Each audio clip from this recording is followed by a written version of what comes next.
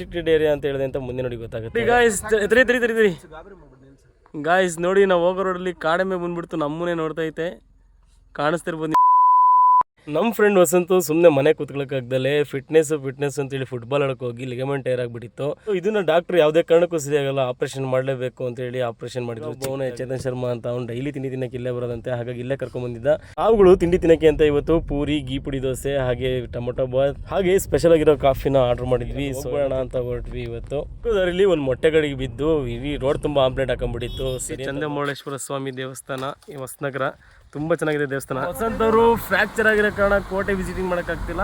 ಡ್ಯಾಮಿಗೆ ಇದು restricted area ಆಗಿರೋದ್ರಿಂದ ಯಾರಿಗೂ ಪರ್ಮಿಷನ್ ಸಿಗಲ್ಲ. ಪರ್ಮಿಷನ್ ಲೆಟರ್ನ ತಗೊಂಡು ನಾವು ಹೋಗೋಣ ಅಂತ ಹೊರಟ್ವಿ. ಏರಿಯಾ ಅಂತ ಹೇಳಿದೆ ಅಂತ ಮುಂದೆ ನೋಡಿ ಗೊತ್ತಾಗುತ್ತೆ.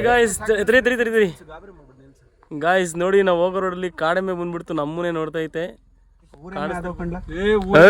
ಊರಮ್ಮೆ ಕಾಡೆಮ್ಮೆ ರೋಡಾಗೆ ಇಂಥವಲ್ಲ ನೋಡಿದ್ವಿ. ಒಳ್ಳೆ ಸೈಟ್ ಮಾತ್ರ.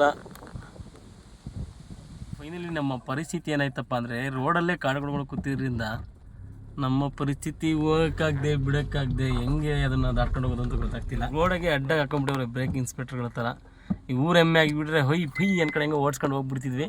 ಆದರೆ ಇವು ಕಾಡೆಮ್ಮೆ ನಮ್ಮನ್ನೇ ನೋಡ್ಕೊಂಡು ನಿಂತವೆ.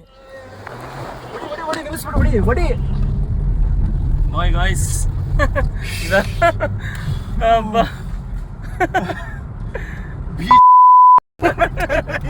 ಏನ್ ಸರ್ ಗಾಡಿ ಹೊಡೆದ್ರಿ ನೀವು? ಬಿಡಿ ಸರ್, ತುಂಬಾ ಫಾಸ್ಟ್ ಆಗಿ ಹೊಡೆದ್ರಿ. ಜೀವ ಲೆಕ್ಕಿಸದೆ ಗಾಡಿ ಓಡಿಸಿದಿರಲ್ಲ ಸರ್ ನೀವು. ಪ್ರತಿ ವರ್ಷ ಇಷ್ಟದಿಗಾಗಲೇ ತುಂಬುತ್ತಿದ್ದಂತಹ ಡ್ಯಾಮ್ ಈ ವರ್ಷ ಮಾತ್ರ ಖಾಲಿಯಾಗಿತ್ತು.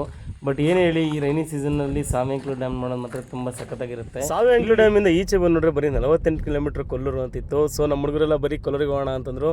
ಅಲ್ಲಿಂದ ಹೆಂಗೋ ಮನೆಯಲ್ಲೆಲ್ಲ ಬೈಸ್ಕೊಂಡು ಕೊಲ್ಲೂರಿಗೆ ಹೊರಟ್ವಿ. ಅಲ್ಲಿ ಕೊಲ್ಲೂರು ಮುಖ್ಯಂಬಕ್ಕ ಟೆಂಪಲಿಗೆ ಬಂದ್ವಿ.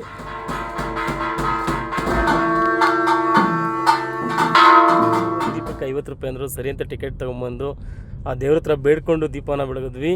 ವೆರೈಟಿಯಾಗಿ ವೆಜ್ ಬಿರಿಯಾನಿ, ಪನ್ನೀರ್ ಬಿರಿಯಾನಿ, ಹಾಗೆ ಮೊಸರನ್ನ ಆರ್ಡರ್ ಮಾಡ್ಕೊಂಡಿದ್ವಿ. ಸೊ ಹೊಟ್ಟೆ ತುಂಬ ಊಟ ಮಾಡ್ಕೊಂಡು ಬಂದು ರೆಸ್ಟ್ ಮಾಡಿದ್ವಿ.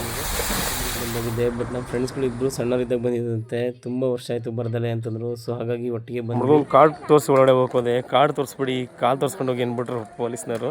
ವಿಶ್ವದ 2ನೇ ಅತಿ ದೊಡ್ಡ ಬ್ರಿಡ್ಜ್ ಇದು. ಹ್ಯಾಂಗಿಂಗ್ ಬ್ರಿಡ್ಜು ಅಥವಾ ಇಂಡಿಯಾದ ಅಥವಾ ಕರ್ನಾಟಕದ ಯಾವುದು ಗಾಯ್ಸ್? ಮಧ್ಯ ನಿಲ್ಸ್ಮಚ್ಚಿ. ಒಂದು ಕಾಲದಲ್ಲಿ ನಾವು ಓಡಾಡ್ತಿದ್ದಂತಹ ಲಾಂಚು ನೋಡಿ ಯಾವ ಪರಿಸ್ಥಿತಿ ತಲುಪಿದೆ ಅಂತ. ಫ್ರೆಂಡ್ಸ್, ಯಾರೆಲ್ಲ ವೀಡಿಯೋ ನೋಡ್ತಿದ್ದೀರಾ ಲೈಕ್ ಮಾಡಿ, ಶೇರ್ ಮಾಡಿ, ಕಮೆಂಟ್ ಮಾಡಿ. ಹಾಗೆ ಯಾರೆಲ್ಲ ನನ್ನ ಚಾನಲ್ನ ಇನ್ನೂ ಸಬ್ಸ್ಕ್ರೈಬ್ ಮಾಡ್ಕೊಂಡಿದ್ದಾವೆ ಸಬ್ಸ್ಕ್ರೈಬ್ ಮಾಡ್ಕೊಳ್ಳಿ. Thank you for watching guys. Full video ಬೇಕು ಅಂದರೆ ಪೂರ್ಣ ಆರ್ಟ್ ಆ್ಯಂಡ್ ಕ್ರಾಫ್ಟ್ ಯೂಟ್ಯೂಬ್ ಚಾನಲಲ್ಲಿ ವಿಡಿಯೋ ಇರ್ತದೆ, ಹೋಗಿ ವಿಸಿಟ್ ಮಾಡಿ.